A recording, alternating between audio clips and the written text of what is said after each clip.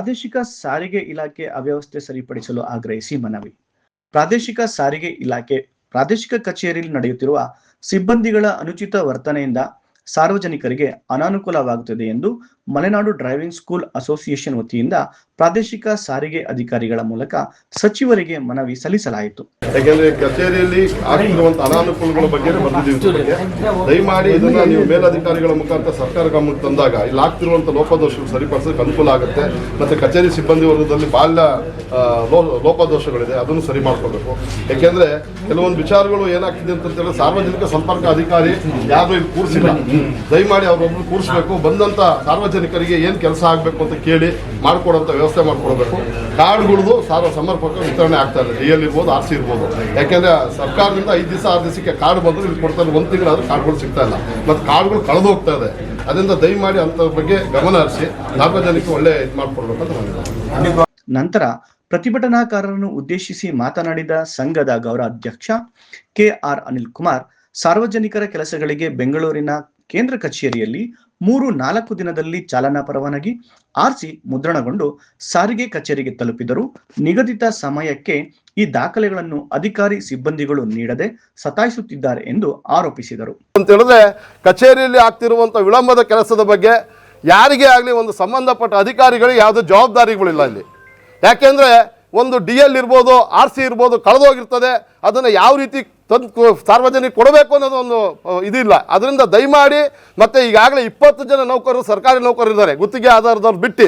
ಆದರೆ ಮೊನ್ನೆ ಬಂದಂಥ ಪ್ರೊಬೇಷನರಿ ಪೀರಿಯಡ್ PP ಇನ್ನೂ ಕ್ಲಿಯರ್ ಆಗಿಲ್ಲ, ಡಿಕ್ಲೇರ್ ಆಗಿಲ್ಲ. ಅಂಥವ್ರಿಗೆ ಸೆಕ್ಷನ್ ಕೊಟ್ಟು ಅವ್ರಿಗೆ ಕೆಲಸನೇ ಗೊತ್ತಿಲ್ಲ. ಅವರಿಗೆ ಇವತ್ತು ಕೆಲಸ ಯಾವ ರೀತಿ ಮಾಡ್ಕೊಡ್ಬೇಕು ಸಾರ್ವಜನಿಕರಿಗೆ ಅಂತಂತೇಳಿ ಅಂಥವ್ರಿಗೆ ಸೆಕ್ಷನ್ ಕೊಟ್ಟಿದ್ದಾರೆ. ಸುಮಾರು 15-20 ವರ್ಷ ಸರ್ವಿಸ್ ಆದವ್ರನ್ನ ಮೂಲೆಯಲ್ಲಿ ಕೂರಿಸಿದ್ದಾರೆ. ಆ ಥರ ಆದಾಗ ಸರ್ಕಾರಿ ಕಚೇರಿಗಳಲ್ಲಿ ಕೆಲಸ ಯಾವ ರೀತಿ ಆಗ್ತದೆ? ಇದು ಯಾಕೆ ಅಂದರೆ ತಮಗೆಲ್ಲ ಗೊತ್ತಿದೆ, ನಾವೇನು ಬಿಚ್ಚಿ ಹೇಳೋಂಥ ವಿಚಾರಗಳಲ್ಲ. ಇದು ಇಂತಿಂಥದ್ದು ಅಂತ ಫಿಕ್ಸ್ ಆಗಿರ್ತದೆ. ಅದರಿಂದ ದಯಮಾಡಿ ಅದನ್ನೆಲ್ಲ ಮೂಲೆಗಿಟ್ಬಿಟ್ಟು ಸಾರ್ವಜನಿಕ ಹಿತದೃಷ್ಟಿಯಿಂದ ಮತ್ತು ಮೋಟಾರ್ ಡ್ರೈವಿಂಗ್ ಸ್ಕೂಲ್ ಅಸೋಸಿಯೇಷನ್ ವತಿಯಿಂದ ನಾವು ಕೇಳ್ಕೊಳ್ಳೋದೇನಂತಂದರೆ ಸಾರ್ವಜನಿಕರು ಬಂದಂಥ ವ್ಯಕ್ತಿಗಳಿಗೆ ಸ್ಪಂದಿಸೋಕ್ಕೆ ಒಂದು ಸಂಪರ್ಕ ಅಧಿಕಾರಿಗಳು ನೇಮಕ ಮಾಡಬೇಕಿಲ್ಲಿ. ಅವ್ರದ್ದು ಏನು ಸಾರ್ವಜನಿಕರು ಬಂದಾಗ ಕುಂದುಕೊರತೆಗಳಿಗೆ ಅವರಿಗೆ ಕೇಳಿ ಅವ್ರಿಗೆ ಕೆಲಸ ಮಾಡಿಕೊಡುವಂಥ ಕೆಲಸವನ್ನು ಮಾಡಿಕೊಡ್ಬೇಕು ಅಂತೇಳಿ ಮತ್ತೊಮ್ಮೆ ಮನವಿ ಮಾಡ್ತಾ ಇದ್ದೀವಿ. ಪ್ರತಿಭಟನಾಕಾರರನ್ನು ಉದ್ದೇಶಿಸಿ ಮಾತನಾಡಿದ ಸಂಘದ ಅಧ್ಯಕ್ಷರಾದ ಮಂಜುನಾಥ್ ದಂಟರಮುಖಿ, ಸಾರಿಗೆ ಕಚೇರಿ ಸಿಬ್ಬಂದಿ ಸಾರ್ವಜನಿಕರೊಂದಿಗೆ ಸೌಜನ್ಯದಿಂದ ವರ್ತಿಸುವುದಾಗಲಿ ಸ್ಪಂದಿಸುವುದಾಗಲಿ ಮಾಡುತ್ತಿಲ್ಲ.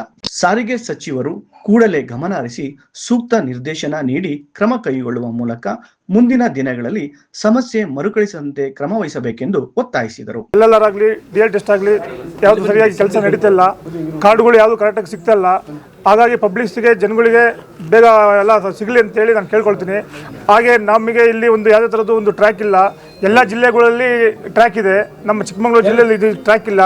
ಮುಂದಿನ ದಿನಗಳಲ್ಲಿ ನಮ್ಮ ಸಾರಿಗೆ ಮಿನಿಸ್ಟರ್ಗಳಿಗೆ ನಾವು ಸಂಘದಿಂದ ಮನವಿ ಕೊಡ್ತೀವಿ, ತಕ್ಷಣ ಕೆಲಸ ಮಾಡಿಕೊಡ್ಬೇಕೆಂದು ಕೇಳ್ಕೊಳ್ತೀವಿ. ಪ್ರತಿಭಟನಾಕಾರರನ್ನು ಉದ್ದೇಶಿಸಿ ಮಾತನಾಡಿದ ಗೌರವ ಅಧ್ಯಕ್ಷರಾದ ನೂರುಲ್ಲಾ ಖಾನ್, ಹೊರಗುತ್ತಿಗೆ ಆಧಾರದಲ್ಲಿ ಕೆಲಸ ಮಾಡುತ್ತಿರುವ ನೌಕರರು ಸಾರಿಗೆ ಕಚೇರಿಯಲ್ಲಿ ಮಧ್ಯವರ್ತಿಗಳಾಗಿ ಕೆಲಸ ಮಾಡುತ್ತಿದ್ದಾರೆ.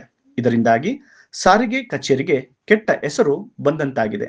ತಕ್ಷಣ ಪರಿಶೀಲಿಸಿ ಅಂತವರ ವಿರುದ್ಧ ಸೂಕ್ತ ಕಾನೂನು ಕ್ರಮ ಕೈಗೊಂಡು ಕಚೇರಿಯಿಂದ ಹೊರಹಾಕಬೇಕು ಎಂದು ಆಗ್ರಹಿಸಿದರು. ಇಲ್ಲಿ ನಡೀತಿರೋ ಸುಮಾರು ವರ್ಷದಿಂದ ಒಂದು 10-15 ವರ್ಷ ತನಕ ಸರ್ಕಾರ ನಿಯಮ ಪ್ರಕಾರ 3 ವರ್ಷಕ್ಕೆ ಟ್ರಾನ್ಸ್ಫರ್ ಆರ್ಡರ್ ಆಗಬೇಕು.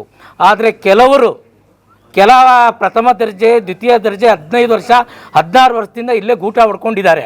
ಅವರೆಲ್ಲರೂ ಬದಲಾವಣೆ ಆಗಬೇಕು.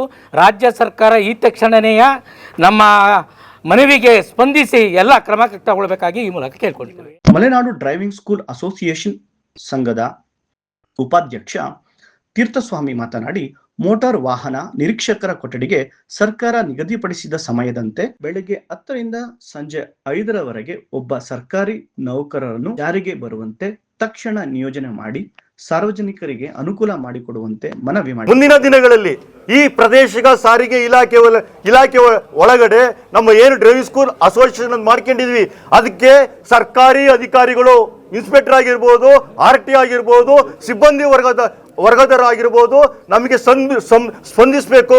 ಸಾರ್ವಜನಿಕರಿಗೆ ಹಿತದೃಷ್ಟಿಯಿಂದ ಕೆಲಸಗಳನ್ನ ಮಾಡಿಕೊಡಬೇಕಾಗಿ ನಾನು ಕೇಳಿಕೊಳ್ಳುತ್ತೇನೆ. ಪ್ರಧಾನ ಕಾರ್ಯದರ್ಶಿ ಸುರೇಶ್ ಮಾತನಾಡಿ, ಗುತ್ತಿಗೆ ಆಧಾರದಲ್ಲಿ ನೇಮಕಗೊಂಡಿರುವ ವ್ಯಕ್ತಿಯೋರ್ವರು DL, LLR ಮುಂತಾದ ದಾಖಲೆಗಳನ್ನು ಪರಿಶೀಲನೆ ಮಾಡುತ್ತಿದ್ದು, ಈ ವ್ಯಕ್ತಿ ಇಲಾಖೆ ಸಮಯದಂತೆ ಬೆಳಗ್ಗೆ 10ರಿಂದ 2:30ರವರೆಗೆ ಖಜಾನೆ ಸಮಯ ಮುಗಿಯುವವರೆಗೂ ಕಚೇರಿಯಲ್ಲಿ ಕರ್ತವ್ಯ ನಿರ್ವಹಿಸುವಂತೆ ಪ್ರಾದೇಶಿಕ ಸಾರಿಗೆ ಅಧಿಕಾರಿಗಳು ಆದೇಶಿಸಬೇಕೆಂದು ಸಂಘದ ಪರವಾಗಿ ವಿನಂತಿಸಿದರು.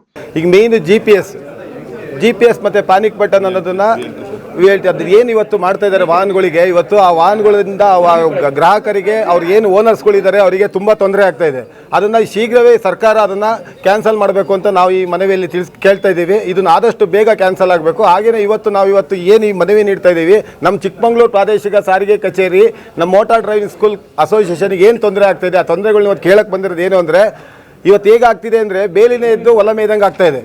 ಈ ಕಚೇರಿಯಲ್ಲಿ ಕೆಲಸ ಮಾಡಾರೆ ಮಧ್ಯವರ್ತಿಗಳ ಕೆಲಸ ಮಾಡ್ತಾ ಇದ್ದಾರೆ. ಇದರಿಂದ ಸಾರ್ವಜನಿಕರಿಗೆ ಅವರೇ ಸಲಹೆ ಕೊಡಬೇಕಾದರೆ ಮಧ್ಯವರ್ತಿಗಳ ಕೆಲಸ ಮಾಡಿದಾಗ ಸಾರ್ವಜನಿಕರಿಗೆ ಒಳ್ಳೆ ಸೇವೆ ಲಭಿಸುತ್ತೆ. ಮನವಿ ಕೊಡುವ ಸಂದರ್ಭದಲ್ಲಿ ಕಾರ್ಯದರ್ಶಿ ಇನಾಯತ್ ಖಾನ್, ಖಜಾಂಚಿಗಳಾದ ಹೇಮಂತ್ ಕುಮಾರ್, ಜಯಲಕ್ಷ್ಮಿ ಉಪಸ್ಥಿತರಿದ್ದರು.